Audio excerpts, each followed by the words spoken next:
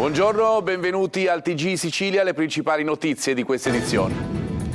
Il 19 aprile sarà emessa la sentenza d'appello per Filippo Mosca, detenuto in Romania per traffico di droga. All'ultima udienza non hanno potuto partecipare i diplomatici italiani.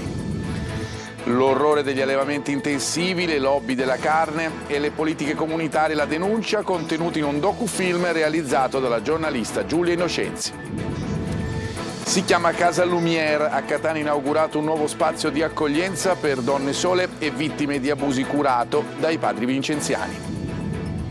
Mobilitazione dei dipendenti Enel in tutto il paese in nome della sicurezza sui posti di lavoro e per garantire una migliore qualità del servizio.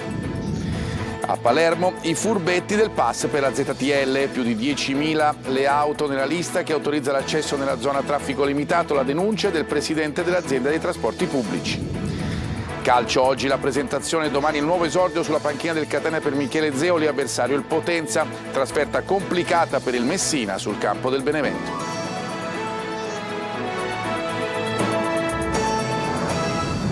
Di nuovo bentrovati. La sentenza nel processo di appello a Filippo Mosca arriverà dunque il 19 di aprile. Il giovane nisseno accusato di traffico di stupefacenti è detenuto in condizioni disumane in Romania per la condanna a 8 anni e 6 mesi in primo grado. Ai nostri microfoni anche le parole della madre: incomprensibile il processo a porte chiuse. Angelo Gagliano. Sarà emessa il 19 aprile la sentenza nei confronti di Filippo Mosca, il giovane 29enne di Caltanissetta, recluso ormai da 10 mesi nel carcere di Porta Alba a Costanza in Romania, dopo una condanna in primo grado a 8 anni e 6 mesi per traffico internazionale di sostanze stupefacenti.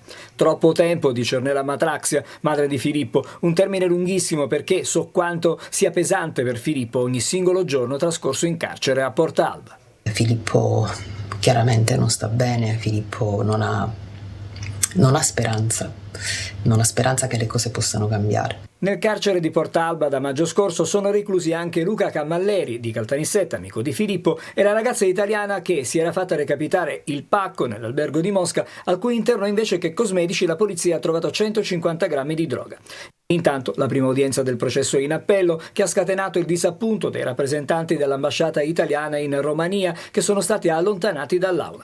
2 le persone ammesse, tra le quali la mamma di Filippo. L'udienza è durata 1 ora e mezza, i giudici hanno deciso di far uscire tutti dall'aula, compresi i rappresentanti del governo dell'ambasciata italiana in Romania.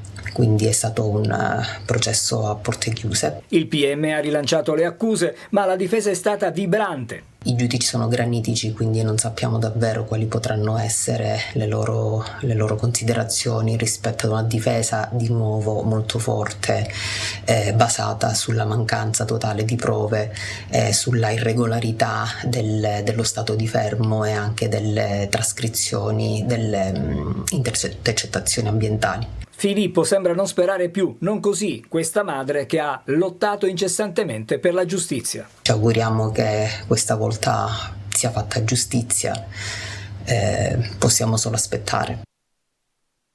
Un docufilm che racconta il legame tra gli allevamenti intensivi, le lobby della carne e le politiche comunitarie. Si intitola Food for Profit ed è realizzato dalla giornalista Giulia Innocenzi. Luca Ciliberti. Intitola Food for Profit, il primo documentario che mostra il filo che lega l'industria della carne, le lobby e il potere politico.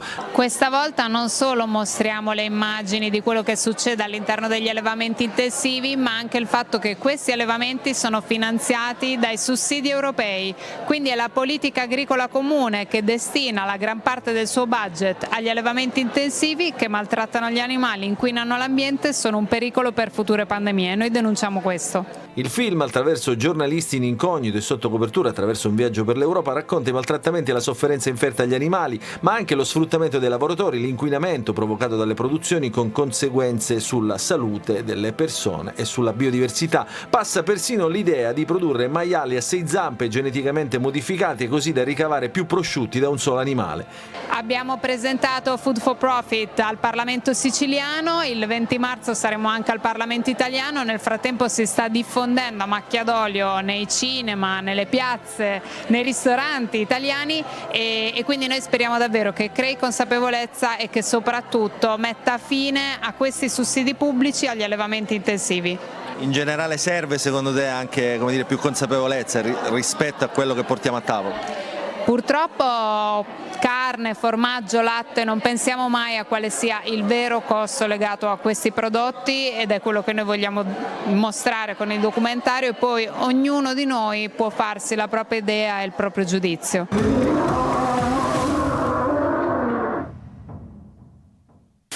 Questione migranti adesso, il bel tempo di questi giorni e il mare calmo favoriscono le traversate del Mediterraneo. Recuperato anche un cadavere a Lampedusa. Maglio Viola.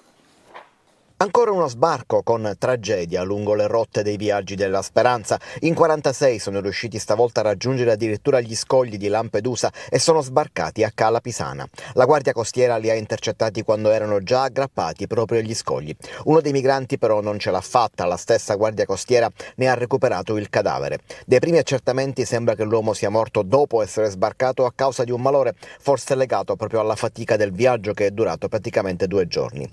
Tutti viaggiavano su una barca in legno da 10 metri partita mercoledì da Zuara in Libia. Sono pakistani ed egiziani. Saranno ospitati nel centro di prima accoglienza di Contrada Embriacola insieme ad altri 78, fra cui 2 donne, giunti con un altro barcone da 7 metri, e a 15 ospiti rimasti nel centro dopo i trasferimenti degli ultimi giorni.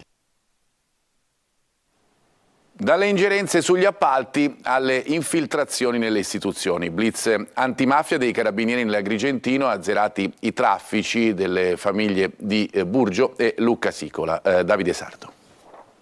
Il blitz è scattato all'alba. I carabinieri del comando provinciale di Agrigento hanno lavorato a fianco dei colleghi di Caltanissetta, Palermo, Reggio Calabria e Nicolosi e hanno imperversato nell'Agrigentino tra Burgio, Lucca Sicola, Villafranca Sicola, poi Mazzarino in provincia di Caltanissetta e Marina di Gioiosa Ionica in provincia di Reggio Calabria. Notificate 7 misure cautelari firmate dalla Procura Antimafia di Palermo e condivise dal Tribunale. 4 indagati ristretti in carcere, 2 domiciliari e ad un altro è stato imposto l'obbligo di dimora. Sarebbero parte del mandamento mafioso di Cosa Nostra di Lucca Sicola e Ribera. I carabinieri agrigentini hanno investigato dall'aprile del 2021 alla luglio del 2023 a seguito dell'omicidio dell'agricoltore Vincenzo Corvo, 52 anni, ucciso il 3 aprile del 2020 con un colpo di fucile alla gola a Lucca Sicola. È un delitto ancora irrisolto. Nel corso delle indagini sono state documentate riunioni mafiose su appalti e servizi pubblici, pressando sulle amministrazioni locali. A capeggiare le riunioni sarebbe stato Salvatore Imbornone, 64 anni, di Lucca Sicola, presunto reggente del mandamento mafioso di Lucca Sicola e Ribera. Ieri si è celebrata la festa della donna e noi vi abbiamo raccontato di tante iniziative. Qualcuna vale per tutti i giorni dell'anno, come la Casa Femminile Lumière, il nuovo spazio di accoglienza per le donne sole e vittime di ogni tipo di violenza. Angelo Gagliano. A Catania c'è un nuovo spazio di accoglienza per le donne sole e vittime di ogni tipo di violenza e sarà curata dai padri vincenziani. È la risposta alla sempre più crescente richiesta dei più vulnerabili. Le donne hanno bisogno di trovare un luogo sicuro nel quale raccontarsi, nel quale trovare ascolto, accoglienza e in questo caso anche la possibilità di una residenza che si prolunghi nel tempo. E io spero che la notizia che ci sia un luogo e delle persone disposte ad ascoltare si diffondi in tutta Catania e in tutti i dintorni perché le donne possano fare riferimento a questo posto. Camere da 4 posti e bagno in camera, la Casa Femminile Lumière non è solo un luogo di ascolto. L'abbiamo chiamata Lumière perché vuole essere un luogo di luce per coloro che hanno perso la speranza, che vivono nel buio della sopraffazione, dell'emarginazione, che vivono il buio dell'isolamento. Sempre a Catania, ma in questura c'è la Stanza Rosa, pronta ad accogliere le donne che decidono di ribellarsi ai soprusi subiti. Accogliente, con libri, favole, giochi per bambini e ancora dipinti che aprono uno squarcio nel silenzio. In sciopero i dipendenti Enel contro le carenze di organico e per garantire una migliore qualità del servizio. Mobilitazione in tutta Italia in nome anche della sicurezza sui posti di lavoro. Vediamo cosa succede a Catania. Tonino De Mana. Difendiamo il nostro lavoro per garantire all'Italia la qualità del servizio elettrico. Enel si mobilita e scende in piazza, in questo caso le immagini si riferiscono a Catania, per difendere lavoro, sicurezza e soprattutto diritti. Una mobilitazione a carattere nazionale che vede compatti i sindacati. Oggi noi ci rivolgiamo soprattutto a chi ha indicato un mandato a questo management, che è praticamente il governo, al quale diciamo e chiediamo che un'azienda come Enel non può abbandonare, non può arretrare rispetto ad essere locomotiva in un settore che è fondamentale e importante in questa fase.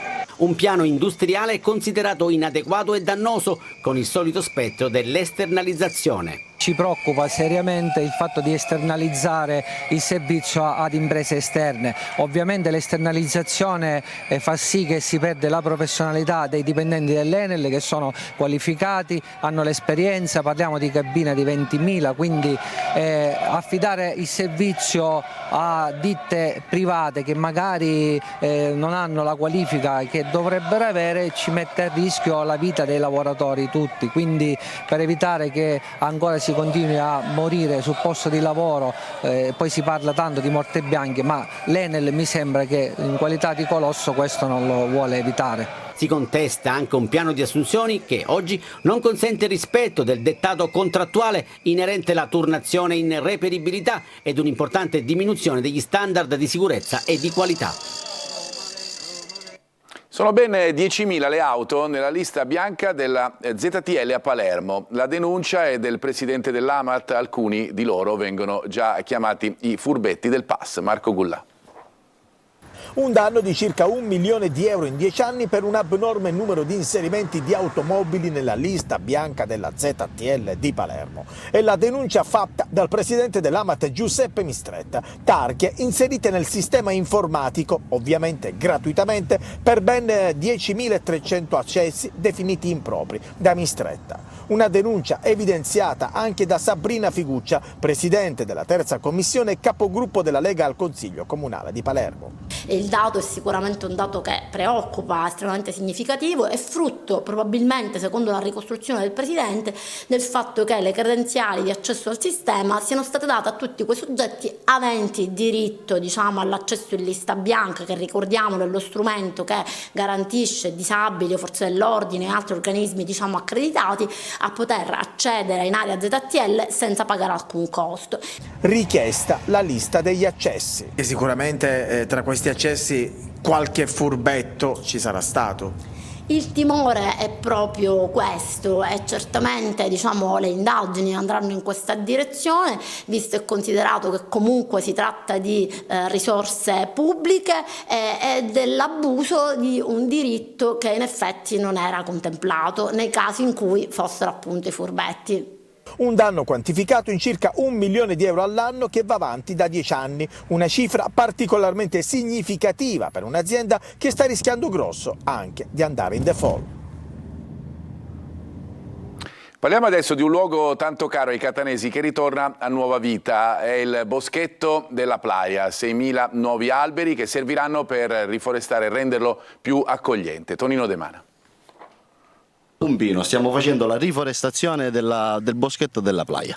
Quello che vedete è uno dei 5.800 alberi che riforesteranno il Boschetto della Playa. Dopo anni di abbandono, incendi ed eventi climatici estremi che hanno devastato gran parte del verde esistente, si lavora su più fronti per rendere più accogliente e sicuro un luogo tanto caro ai catanesi. Da un lato la ruspa spiana il terreno e rimuove gli arbusti ammalorati, dall'altro si piantano nuove e variegate specie arboree, dal pino domestico al pioppo, passando per il salice alla rosa canina. Aiutiamoli a crescere, è questo il motto del Comune di Catania che ha portato avanti il progetto intercettando fondi europei. Un intervento importantissimo di riforestazione del boschetto. Nello specifico nelle ore precedenti c'è stata qualche polemica perché invece durante questi lavori si è visto qualche pino rimosso, abbattuto o tagliato. Questo fa parte di un intervento di messa in sicurezza del boschetto stesso. Ricorderete gli incendi che ci sono stati qualche mese fa. Alcuni di questi pini si presentavano secchi o morti o bruciati, altri abbattuti con le radici staccate, e quindi per ragioni di sicurezza, su autorizzazione della stessa forestale, sono stati rimossi. Niente disboscamento e niente deserto, ma bisognerà avere tanta pazienza per dare tempo alle piante di svilupparsi. Particolare attenzione sarà riservata anche al laghetto. Riqualificheremo anche le acque del laghetto facendo una filodepurazione, perché è piccolino, diventa tutto verde, la fotosintesi fa i suoi effetti, e volevamo impiantare delle piante acquatiche per creare un supporto praticamente a tutti quelli che sono i pesci che ci sono dentro, e avete visto quasi centinaia di tartarughine che sono cresciute dei dintorni. Poi sarà tutto nelle mani dei catanesi e di madre natura. Al Museo Bellomo di Siracusa le opere di 8 artisti contemporanei collegate con quelle di Antonello da Messina. Anche le nostre telecamere sono entrate in galleria con Francesco Aloi. Da Messina a Siracusa la Sicilia valorizza il grande Antonello. Qui siamo al Museo Bellomo. In questa mostra 8 artisti contemporanei reinterpretano a modo loro l'Annunciazione. Hanno reinterpretato, riflettuto sul tema dell'Annunciazione. Ecco, non è un confronto con Antonello da Messina o con la sua opera, ma sul tema dell'Annunciazione in chiave moderna. In galleria ci sono le grandi opere dei maestri del passato, ma c'è spazio anche per il presente. In questa tela di Salvatore Alessi, l'Annunciata è una giovane nigeriana salvata dal mare. La coperta termica di oggi per richiamare il manto della Madonna. Antonio Nuccio, artista naif che fa dell'ironia un po' il suo punto di forza, reinterpreta la composizione dell'Annunciazione col suo stile caratteristico in un ambiente siciliano. Qui Tina Sgro si concentra sull'assenza. Riempire il vuoto è un compito che spetta all'osservatore, interrogandosi sull'esistenza umana. Ma queste sono soltanto alcune delle opere in mostra a Ortigia. Adesso ci fermiamo, torniamo fra pochissimo con la pagina sportiva, fra poco.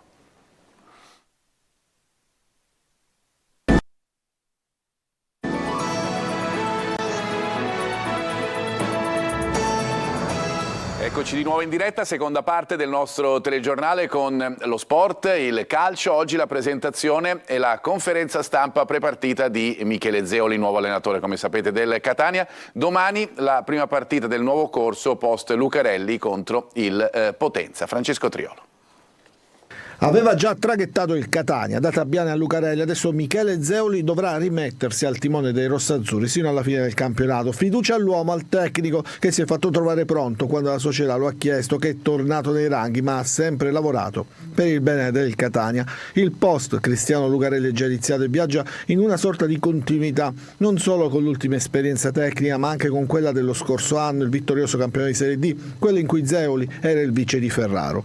Grella lo ha detto chiaramente, gode della piena fiducia del gruppo Pelligre e Zeoli è pronto a ripagarla.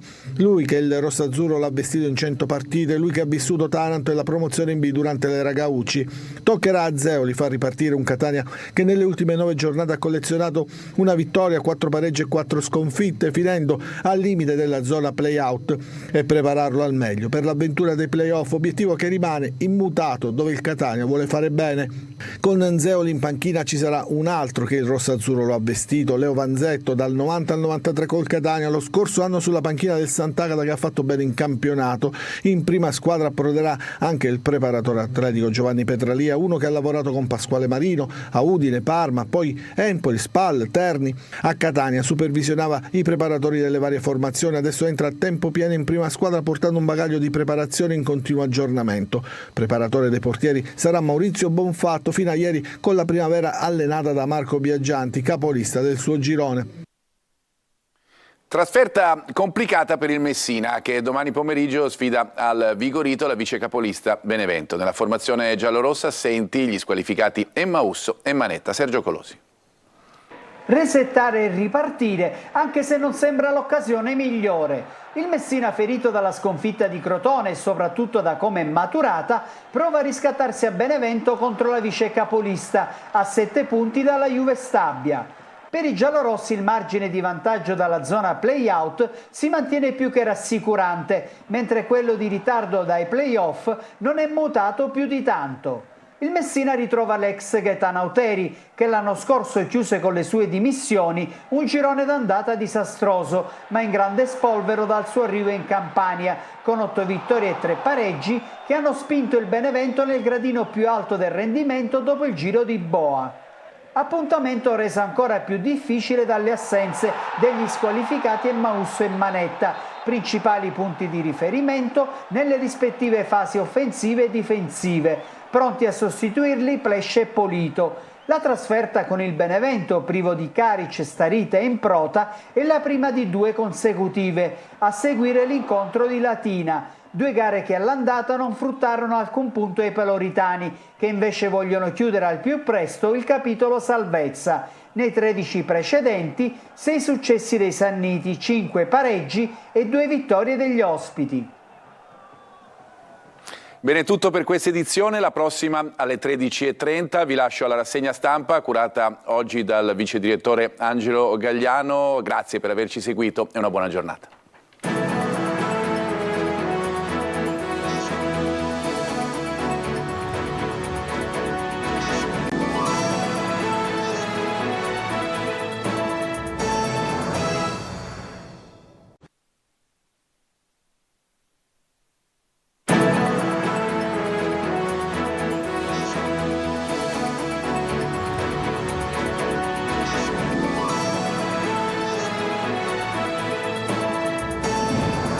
Buongiorno, benvenuti alla TG Sicilia. Le principali notizie.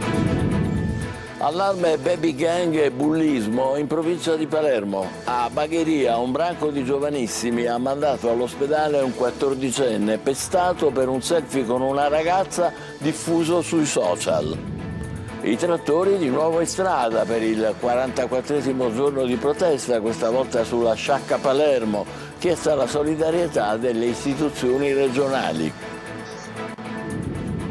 Catania svolta nelle indagini sull'incidente mortale del 1° marzo in Corso Italia, costato la vita a un anziano travolto sulle strisce pedonali. Il pirata della strada aveva finto di essere un soccorritore.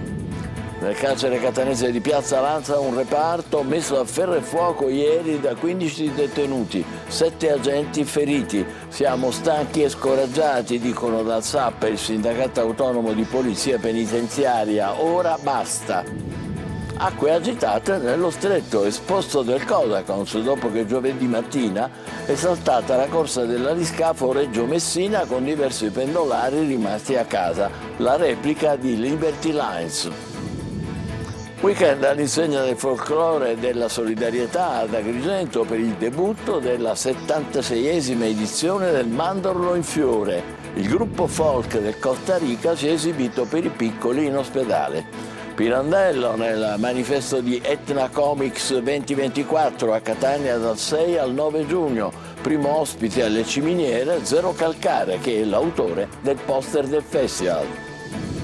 Calcio, dopo le prime parole in conferenza stampa, Michele Zeoli attende la partita di debutto del suo nuovo ciclo in panchina. Domani c'è Catania-Potenza. Il Messina rende visita alla vice capolista Benevento. In Serie B, occasione importante per il Palermo, che domani gioca in casa del Lecco, ultimo in classifica. Corini crede ancora alla promozione diretta.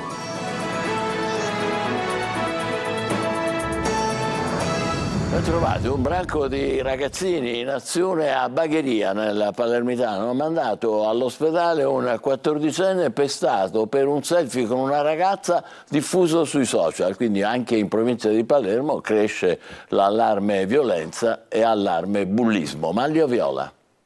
Pestato a sangue in una vera e propria spedizione punitiva per un selfie con una ragazza postato sui social. Vittima un ragazzino di appena 14 anni raggiunto all'uscita di scuola e attirato nei pressi di un distributore di carburanti dove lo attendevano in 6 o 7, tutti coetanei o poco più grandi di lui, appunto per pestarlo. Il ragazzo, che frequenta il liceo scientifico Giuseppe D'Alessandro di Bagheria, a pochi chilometri da Palermo, sarebbe rimasto vittima del branco che ha agito mosso dal fidanzato della ragazzina con cui il giovane ha postato il selfie. Il giovanissimo si è dovuto rivolgere al pronto soccorso, dove è stato medicato e refertato con una prognosi di 5 giorni. L'aggressione si è consumata a inizio settimana, ma già giovedì il ragazzo era tornato a scuola.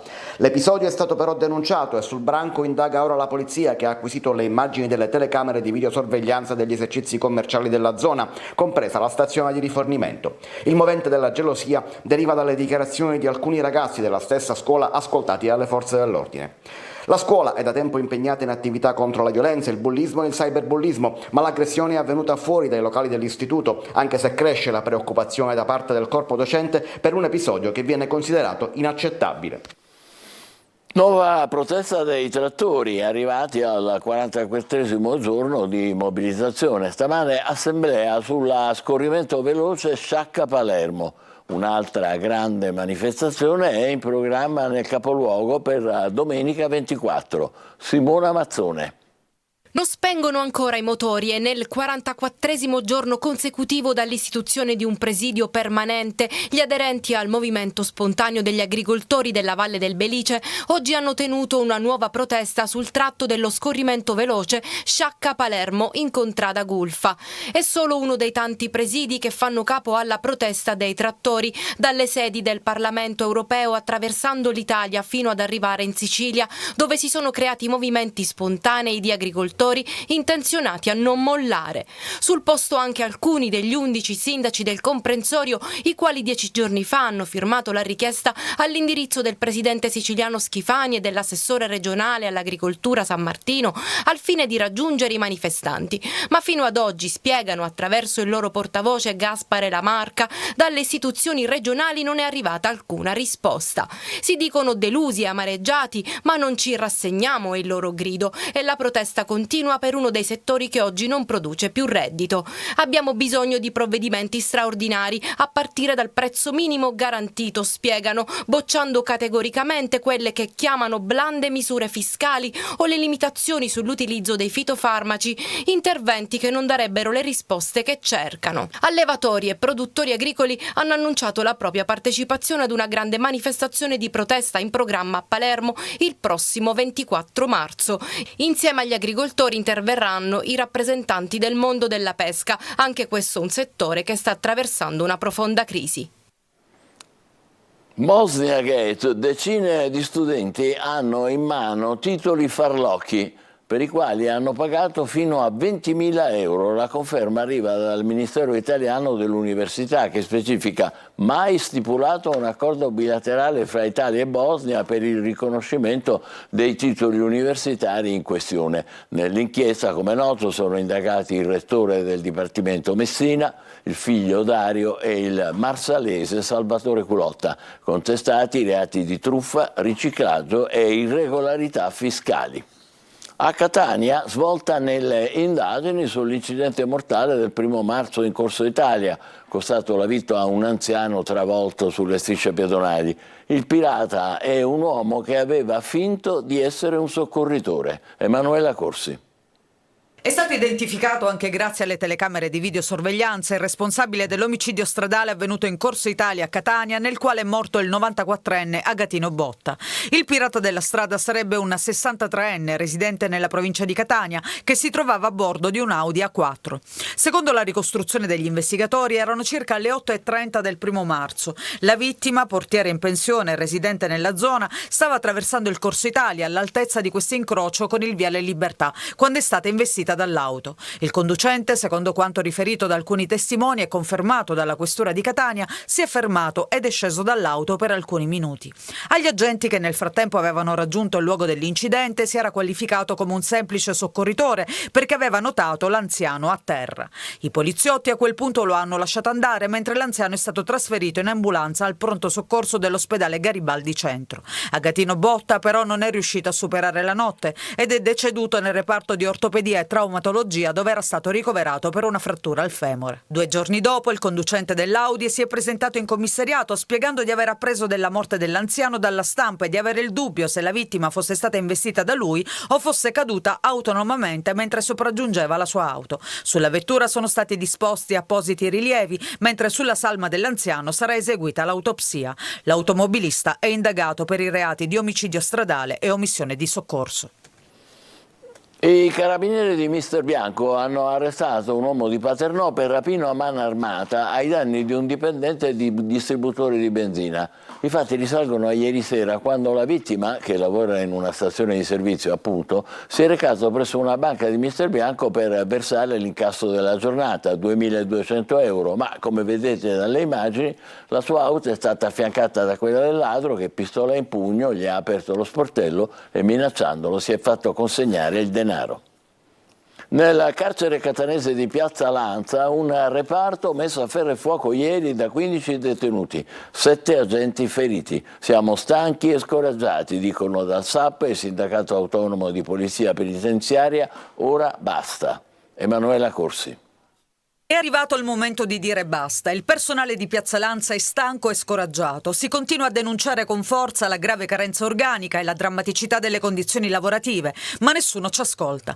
È l'ennesimo appello lanciato dal SAP, il Sindacato Autonomo della Polizia Penitenziaria, dopo i fatti accaduti giovedì pomeriggio nel carcere catanese di Piazza Lanza, dove un reparto è stato messo a ferro e fuoco da 15 detenuti. I carcerati, tutti catanesi, hanno dato inizio ad una sommossa all'interno del reparto Simeto contro il personale del carcere impegnato in una perquisizione straordinaria. Il gruppo di detenuti si è scagliato contro i poliziotti con pugni e calci, utilizzando anche bastoni ricavati dai piedi dei tavolini. 7 agenti sono rimasti feriti, tra questi 4 sono finiti in ospedale. Uno di loro ha riportato una frattura costale con una prognosi di 30 giorni. Sussiste in atto una gravissima carenza organica, così come vi è una problematica nella gestione dei cosiddetti detenuti psichiatrici. Pochi giorni prima in un altro reparto era stato ferito un altro agente, colpito violentemente con pugni e schiaffi al viso da un detenuto tossicodipendente con presunti problemi psichiatrici che cercava con forza di oltrepassare il cancello di sbarramento del reparto. Il sindacato chiede quindi che il Dipartimento dell'Amministrazione Penitenziaria invii i rinforzi necessari. Il SAP ha chiesto anche di poter avere in uso la nuova tecnologia del taser già in uso alle forze dell'ordine all'esterno. Nelle carceri siciliane da tempo si registra da un lato un sovraffollamento della popolazione detenuta e dall'altro un numero insufficiente di operatori della polizia penitenziaria. Lo scorso anno, ai danni degli agenti, le aggressioni furono più di 40. Tra cortei, manganelli, sicurezza, diritti e forze di polizia, adesso è acceso il dibattito tra il governo di centrodestra e le opposizioni e saranno questi i temi della nuova puntata de Il Punto, l'approfondimento politico condotto da Luca Ciliberti in onda alle 14.30 su Telecolor e alle 21.30 su Antenna Sicilia. Tra gli ospiti i senatori Sallemi di Fratelli d'Italia e Bevilacqua dei 5 Stelle e il segretario regionale di Sinistra Italiana Montalto, che è anche il legale di numerosi manifestanti fermati dalla polizia durante i cortei. Con loro i rappresentanti dei sindacati di polizia e carabinieri. Il programma sarà trasmesso anche in streaming sulla Sicilia Web e su YouTube attraverso il canale Sicilia Play.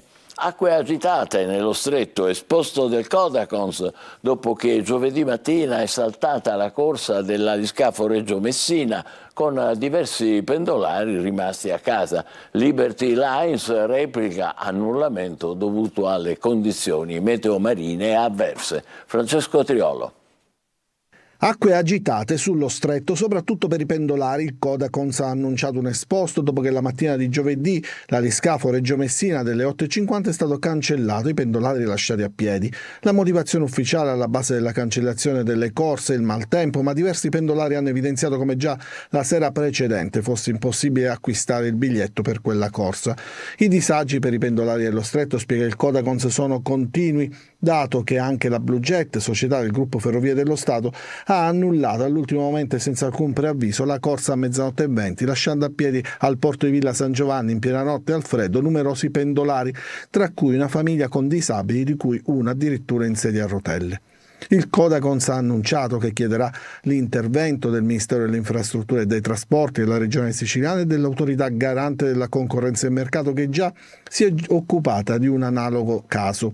A stretto giro è arrivata la replica di Liberty Lines, che sottolinea come la corsa cancellata sia parte di una linea che ha origine a Salina alle 5:30 ed in caso di condizioni meteo marine avverse la nave non parte e quindi non può compiere l'intero itinerario programmato. Una decisione che spetta al comandante della nave, coadiuvato dalla strumentazione di bordo e dalle informazioni relative alle condizioni meteo marine dello scalo di partenza, del mare aperto e dello scalo di arrivo, che ne valuta la fattibilità del viaggio in maniera da poter garantire la totale sicurezza dei passeggeri o del mezzo, e quando la società viene a conoscenza di qualsiasi ritardo o omissione provvede a divulgare la notizia inviando un SMS ai passeggeri già in possesso di biglietto ed informando tutti gli altri attraverso il proprio sito web. Non potranno essere effettuati i trasferimenti oggi dall'hotspot di Lampedusa, dove sono ospitati 383 migranti. Il traghetto veronese, a causa delle avverse condizioni del mare, ieri sera non ha mollato gli ormeggi da Porto Empedocle. Nella notte intanto sono sbarcati nell'isola 138 migranti, viaggiavano su una barca di legno di 11 metri. Weekend all'insegna del folklore e della solidarietà ad Agrigento per l'inizio della 76esima edizione del Mandorlo in Fiore. Il gruppo folk del Costa Rica, si è esibito per i piccoli ricoverati in ospedale. Davide Sardo. Dai bambini del mondo ai bambini della pediatria. L'omaggio di un gruppo folk dei piccoli del Costa Rica ai degenti del reparto pediatrico dell'ospedale di Agrigento inaugura il 21esimo Festival internazionale dei bambini del mondo e la 76esima edizione della festa o sagra del Mandorlo in Fiore nella città dei Templi. Mattinate di svago e divertimento per i bambini degenti che hanno assistito ad uno spettacolo nella sala della ludoteca. Un momento di emozione, un momento di gioia, un momento di solidarietà, un momento di pace. E proprio di pace ne abbiamo bisogno quest'anno, anche perché vedendo ogni giorno le TV nazionali si apprende quello che sta succedendo in varie parti del mondo. Quindi è una manifestazione di affetto. Siamo il gruppo di Costa Rica, siamo molto felici di essere qua. Con nostra arte, nostra musica e per le bambini. Questo è sempre stato un grande gesto che abbiamo voluto fare, di iniziare proprio il Festival dei Bambini del Mondo e anche il Mandorlo in Fiore con un piccolo gesto d'amore e di allegria per i bambini che sono degenti qui all'ospedale pediatrico. La Kermesse Folk ad Agrigento prosegue. Questa sera al Teatro Pirandello un concerto di musica etnica. Domani mattina nel centro cittadino la prima sfilata dei gruppi internazionali, regionali e dei bambini del mondo. E così poi nel corso dell'intera settimana con tante altre iniziative fino alla domenica conclusiva innanzi al Tempio della Concordia con la consegna del Tempio d'Oro al gruppo vincitore. Presentata a Catania la nuova edizione di Etna Comics, che quest'anno sarà allestita alle Ciminiere dal 6 al 9 giugno. A firmare il manifesto del festival è Zero Calcare, che dedica questa edizione a un grande personaggio della letteratura siciliana, Simona Mazzone. C'è il premio Nobel Luigi Pirandello nell'immagine del manifesto che rappresenta l'edizione 2024 di Etna Comics, che quest'anno spegne 12 candeline e che tornerà a Catania dal 6 al 9 giugno. Lo straordinario autore siciliano è raffigurato dalla penna di Zero Calcare, primo ospite confermato del Festival del Fumetto, del Gioco e della Cultura Pop, che si è ispirato alle maschere di Uno, Nessuno e 100.000. Tanta attesa e un po' di mistero sugli altri nomi. Abbiamo breve qualche conferma di ospiti che vengono dal mondo del cinema, quindi non mi fate sbottonare. In questi giorni faremo una serie infinita di annunci di ospiti che sono in cantiere già da diverse settimane. Abbiamo aspettato il lancio del manifesto per fare tutti gli annunci possibili. E quest'anno Etna Comics pensa in grande, aperta a tutti, tanti spazi e nessuna barriera. non ci saranno barriere architettoniche perché saremo tutto su un piano, come sapete non avremo la disponibilità del padiglione F1, quindi ci siamo allargati in altro senso, sarà una manifestazione aperta e all'aperto. Non solo le ciminiere, storica location, ma anche diversi eventi collaterali legati al festival in altrettanti punti della città. Utilizzeremo degli spazi esterni alle ciminiere tipo vicino alla stazione, Piazza Giovanni XXIII, via Archimede, e utilizzeremo, il Comune ci ha dato la possibilità di utilizzare alcune stanze del Palazzo della Cultura per fare una mostra che sarà aperta al pubblico e gratuita, in cui racconteremo i 70 anni della TV con delle opere del maestro Cavazzano. Non mancheranno le aree tematiche e poi tante mostre e corsi di scrittura creativa. Facciamo una breve pausa, tra poco il calcio di Catania, Messina e Palermo. State con noi.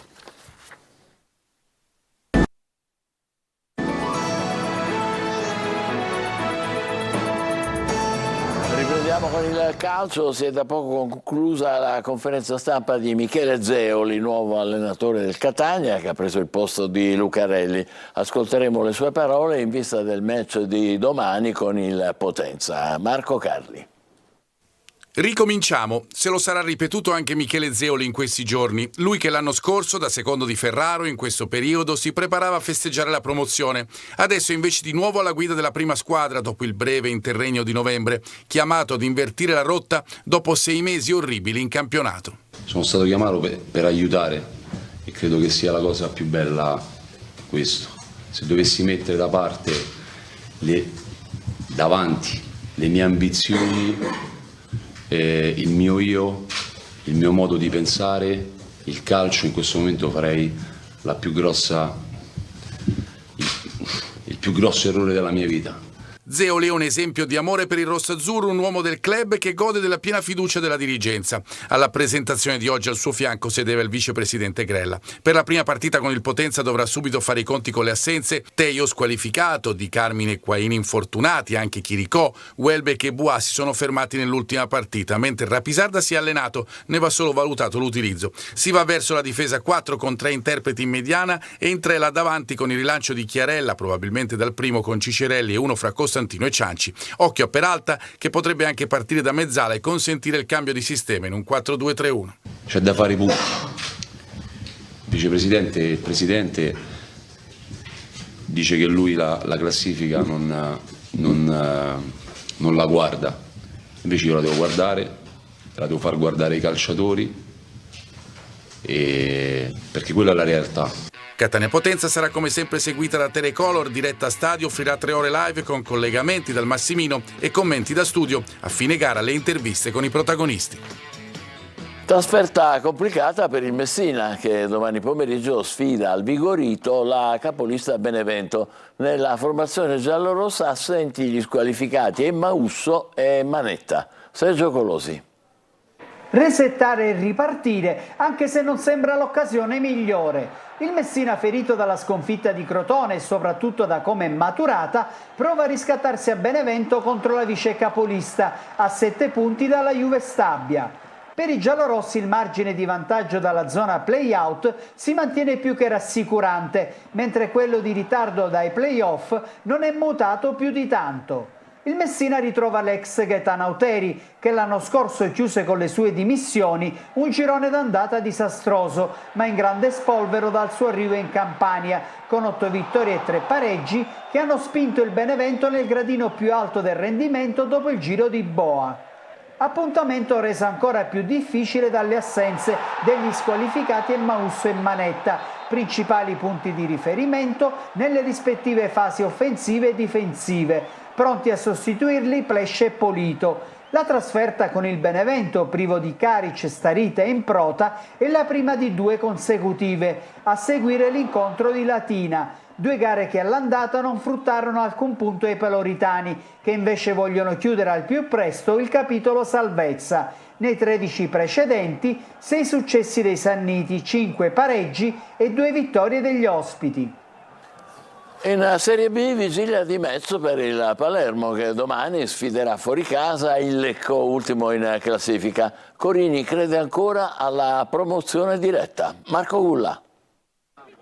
Il Palermo crede ancora alla promozione, seppur i punti di distacco dalla Cremonese, che è seconda, sono 7. E lo stesso allenatore Eugenio Corini, alla vigilia del match contro il Lecco, fuori casa, a provare a dare una scossa all'ambiente, depresso dopo le 2 sconfitte consecutive contro Ternana e Brescia. Ma il fatto che noi ci proveremo fino alla fine è indubbio, e questo lo metto, come ti posso dire, in maniera ufficiale, che per noi la partita di Lecco vuol dire riniziare un percorso, vuol dire vedere che dobbiamo fare bene noi, perché senza fare punti noi non puoi sicuramente scalare la classifica, e magari quello che è capitato a noi in queste 2 partite può capitare a qualche altra squadra che in questo momento c'è davanti in classifica, però noi dobbiamo ripensare a fare il nostro, e di conseguenza, come vi ho detto, lo dico da 13 partite fa, che c'erano un sacco di punti ancora da fare, ce ne sono ancora tantissimi, perché 10 partite valgono 30 punti. Forse 10 finali, la prima domani a Lecco, ultimo in classifica, che nelle ultime 5 partite ha fatto un solo punto. Ma in B non ci sono gare dall'esito scontato, ecco perché il Palermo deve tenere alto il suo livello di guardia. Corini sta pensando ad un cambio modulo, un 4-2-3-1 con l'avanzamento di Ranocchia assieme a Di Francesco e Di Mariano a supporto di Brunori. In difesa tornerà titolare Ceccaroni. Domani fischio d'inizio alle 16:15, oltre 1000 tifosi rosanero presenti.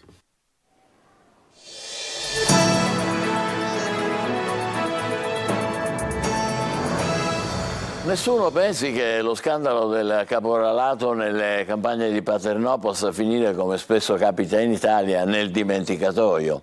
Anche grazie alla nostra inchiesta non ci sono più alibi per sottovalutare le condizioni di degrado in cui i braccianti immigrati lavorano e vivono in quella baraccopoli fatiscente, ve la ricordate, che vi abbiamo mostrato? Dello scandalo si stanno occupando il prefetto Librizzi e il sindaco Naso, concordando su 2 cose da fare. Primo, snidare la rete illegale di caporali che gestisce le paghe a cottimo, i trasferimenti da un campo all'altro, gli affitti che i braccianti sono costretti a pagare per quel misero posto letto. Questa filiera va sradicata, va imposta la legalità nei salari, nei turni, nelle condizioni di lavoro. Secondo punto, vanno trovati al più presto alloggi decenti, con tutti i servizi e gli affitti moderati, per smantellare quella indegna baraccopoli dove i braccianti sono costretti ad ammassarsi. Per venerdì 15 è convocato a Paternò un consiglio comunale straordinario e noi lo seguiremo, perché da quelle parti almeno il caporalato e le baraccopoli, di caporalato e baraccopoli non si parli più e lo scandalo abbia davvero fine. Ci fermiamo qui, grazie, appuntamento alle 20, buon pomeriggio.